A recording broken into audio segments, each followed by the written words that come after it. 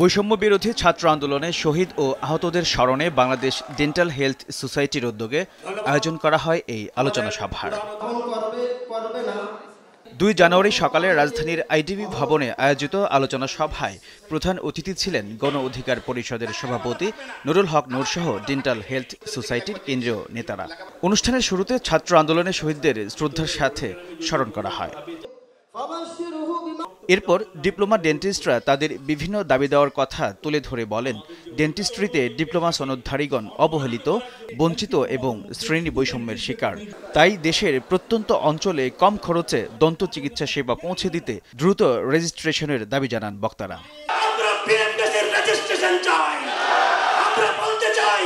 যদি সামনে 25 আগস্ট সৃষ্টি হয়, আমরা সারা বাংলাদেশে 25,000 ডেন্টাল টেকনোলজিস্ট আছি, আমরা জীবন দিতে প্রস্তুত। আমরা সুন্দর চিকিৎসা দেই বলে ডেন্টাল সার্জনরা আমাদেরকে দমন করতে চায়, আমাদের আইন করে বাতিল করতে চায়। আমরা বলতে চাই, মহামান্য উচ্চ আদালতের রায় থাকা সত্ত্বেও অসংখ্য মিডিয়া আমাদেরকে ভুল তথ্য দিয়ে জাতিকে বিভ্রান্ত করছে।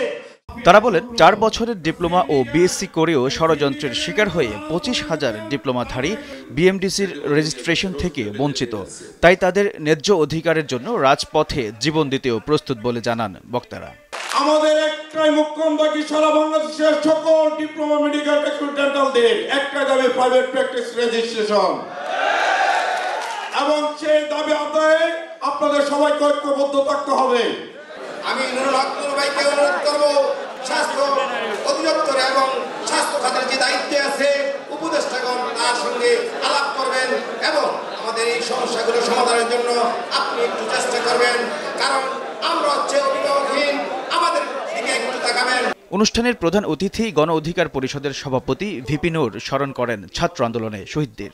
এ সময় তিনি নির্বাচন প্রসঙ্গে বলেন, সংস্কার ছাড়া এদেশে নির্বাচন হবে না। জাতীয় নির্বাচনের আগে স্থানীয় নির্বাচন দেখতে চান ভিপি নূর। আমাদের সংবিধানের সংস্কারের মাধ্যমে প্রধানমন্ত্রী রাষ্ট্রপতির ক্ষমতার ভারসাম্য আনায়ন, স্থানীয় সরকারকে শক্তিশালী করা এবং এই অন্তর্বর্তীকালীন সরকার এরকমের যে একেবারে মৌলিক বা জন আকাঙ্ক্ষার গুরুত্বপূর্ণ সংস্কার, সেই সংস্কার না করা পর্যন্ত নির্বাচন হবে না। নূর বলেন, বিএমডিসির অভিজাততন্ত্রের প্রবণতার কারণে ডিপ্লোমাধারীরা বৈষম্যের শিকার, ফলে দেশের মানুষ দন্ত চিকিৎসা থেকে বঞ্চিত। অযোগ্য ব্যক্তিদের কারণেই 25,000 ডিপ্লোমাধারী আজ দিশেহারা। তাই রেজিস্ট্রেশন দেয়া সহ তাদের দাবিগুলো মেনে নিতে সরকারকে আহ্বান জানান নূর। আপনারা এই যে 25,000 মানুষ যাদের ডিপ্লোমা আছে, অনেকে আবার পরবর্তীতে বিএসসি এমপিএস করেছেন, 10 বছরের পড়াশোনা এক্সপিরিয়েন্স, এটা মানে বড় বিষয়। তাহলে এই 10 বছর অভিজ্ঞ লোকদেরকে কেন আমরা মানুষের সেবা থেকে দূরে রাখবো? প্রয়োজনে আপনাদের যদি কোনো জায়গায় দুর্বলতা থাকে, সেটা আপনাদেরকে ট্রেনিং দিয়ে আপনাদের ছাত্র প্রত্যেকে মধ্য মিডল এজ মানুষ, এতদিনে তারা অভিজ্ঞতা আছে। কোথাও দুর্বলতা থাকলে সেটা আপনার তারা ট্রেনিং দিয়ে পরামর্শ দিয়ে সেটা কাটিয়ে দেশের জন্য দরকার আছে।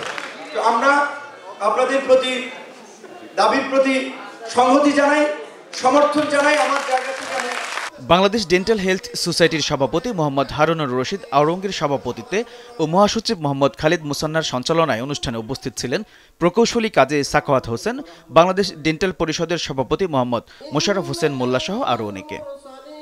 এইচ এম নাহিয়ান, ভোরের কাগজ।